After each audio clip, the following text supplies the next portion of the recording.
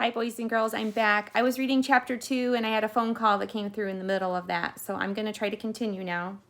Omri just came upstairs with some food, and the Indian really wanted it, but Omri wanted to arrange things a little bit, so he took a pair of scissors and cut a small circle out of the paper plate. On this, he put a crumb of bread, another little piece of cheese, and one kernel of sweet corn, and he offered this to the Indian, who backed off, looking at the food with hungry eyes, but trying to keep watch on Omri at the same time. Not touch. You touch. I use knife. All right, I promise I won't touch it. Now you can eat. Very cautiously, the Indian sat down, this time cross-legged on the shelf. At first, he tried to eat with his left hand, keeping the knife at the ready to fight. But he was so hungry, he soon abandoned that effort, and he laid the knife close at his side and grabbed the bread in one hand and the little crumb of cheese in the other, and he began to tear at them ravenously. When these two apparently familiar foods had taken the edge off his appetite, he turned his attention to the single kernel of corn. What? He asked suspiciously. Corn? Like you have? Omri hesitated. Where you come from? Do you have corn? It was a shot in the dark. He didn't know if the Indian came from anywhere, but he meant to find out. The Indian grunted and turned the corn about in both of his hands. It was half as big as his head. He smelled it, and a great grin spread over his face. He nibbled it, and the grin grew wider. But then he held it and looked again, and the grin vanished. Too big, like you, he said accusingly. Eat it. It's corn. It's the same stuff. The Indian took a bite, but he still looked very suspicious, and he ate and he ate. He couldn't finish it, but he evidently liked it. Give meat, he said finally. I'm sorry, I couldn't find any tonight, but I'll get you some tomorrow, said Omri. After another grunt, the Indian said, drink. Omri had been waiting for this. From the box where he kept his Action Man things, he brought out a plastic mug. It was too big for the Indian, but it was the best he could do. And into it, with extreme care, he now poured a minute amount of Coke from the huge bottle. What? The Indian barked after smelling it. Coca-Cola, said Omri, enthusiastically pouring himself some in a cup. Firewater? Asked the Indian. No, this is cold, but you'll like it. The Indian sipped, swallowed, gulped, gulped again, and grinned. Good? Asked Omri. Good, said the Indian. Cheers, said Omri, raising his cup as he'd seen his parents do when they were having a drink together. What's cheers? The Indian asked. Cheers, Omri said again. I don't know what it means.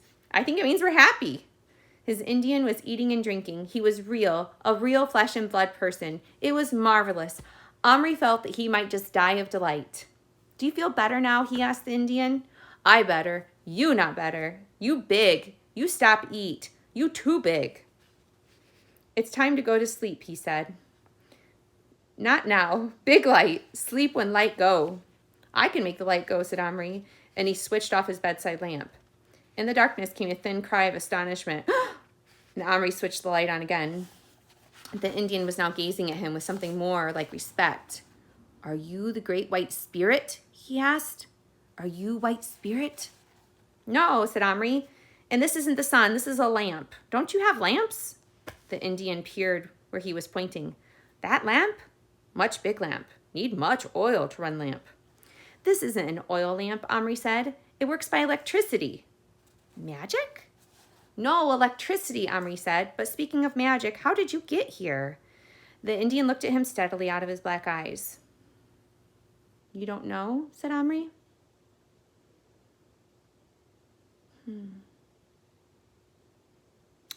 Omri doesn't know either. You were a toy. I put you in the cupboard and I locked the door. And when I opened it, you were real. Then I locked it again and you went back to being plastic. Wait.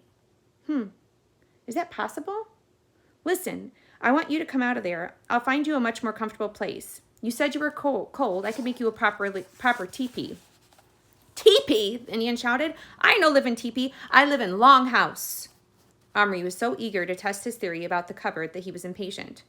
Well, you'll have to do with a teepee tonight, he said. Hastily, he opened a drawer and took out a biscuit tin full of little plastic people. Somewhere in there was a little plastic teepee. Ah, here. He pounced on it. It was a small, pinkish, cone-shaped object with designs rather badly painted on its sides. Will this do? He put it on the shelf beside the Indian, who looked at it with the utmost scorn. This teepee? He touched its plastic side and made a face. He pushed it with both hands. It slid along the shelf. He bent and peered in through the triangular opening. Then he actually spat on the ground, or rather on the shelf. Oh, said Omri, rather crestfallen. You mean the teepee isn't good enough? No toy, said the Indian. I want real. And he turned his back and folded both arms across his chest with finality. Omri saw his chance. With one quick movement, he picked up the Indian by his waist between his thumb and forefinger. In doing this, he pinned the knife against the Indian's belt. The dangling Indian twisted, writhed, kicked, and made a number of ferocious and hideous faces. But beyond that, he was helpless. And evidently, the Indian knew it, for a few minutes later, he decided it was more dignified to stop struggling. Instead, he folded his tiny arms across his chest once again, put his head back, and stared proudly in defiance at Omri's face.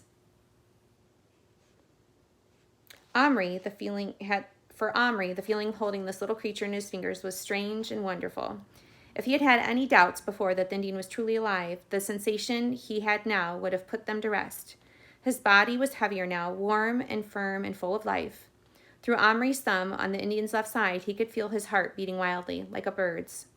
Although the Indian felt strong, Omri could sense how fragile he was, how easily an extra squeeze could injure him. He would have liked to have felt him all over, his arms, his leg, his hair, his ears. Yet when he saw how the Indian, who was altogether in his power, faced him boldly and hid his fear, he lost all desire to handle the Indian. He felt it was cruel and insulting to the Indian, who was no longer his plaything, but a person who had to be respected. Omri put him down on a chest of drawers where the cupboard stood. Then he crouched down till his face was again level with the Indian's. And he said, I'm sorry I did that. The Indian, breathing heavily with his arms still folded, said nothing and stared at him, as if nothing could affect him in any way. What's your name? Said Omri. Little Bear, said the Indian proudly. Iroquois brave, son of the chief. Are you son of chief? He shot at Omri fiercely. No, said Omri humbly. Snorted Little Bear. Name? Omri told him. Now we must find you another place to sleep outside of the cupboard. Surely you've slept in a teepee sometime. Never, said Little Bear firmly. I've never heard of an Indian who didn't, said Omri with equal firmness. You have to tonight anyways. Not toy, that thing no good. I need fire. I can't light a real fire in here, but I'll make you a teepee. It won't be very good, but I promise a better one tomorrow. He looked around. It was good, he thought, that he never put anything away, for everything was strewn around the floor and the tables and the shelves, ready for him to use. He picked up some sticks and string, and he made a cone shape and tied it at the top, and around this he tied a handkerchief. When that didn't seem firm enough, he used a bit of an old felt from a hat that had been in the dressing-up crate. It was fawn-colored, fortunately, and looked rather like animal hide.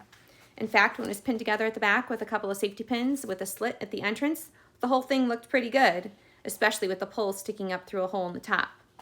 Omri stood it up carefully on the chest of drawers and anxiously waited for Little Bear's verdict.